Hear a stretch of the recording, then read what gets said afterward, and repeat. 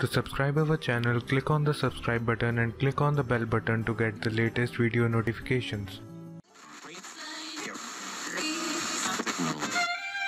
No, I'm not a writer. Okay.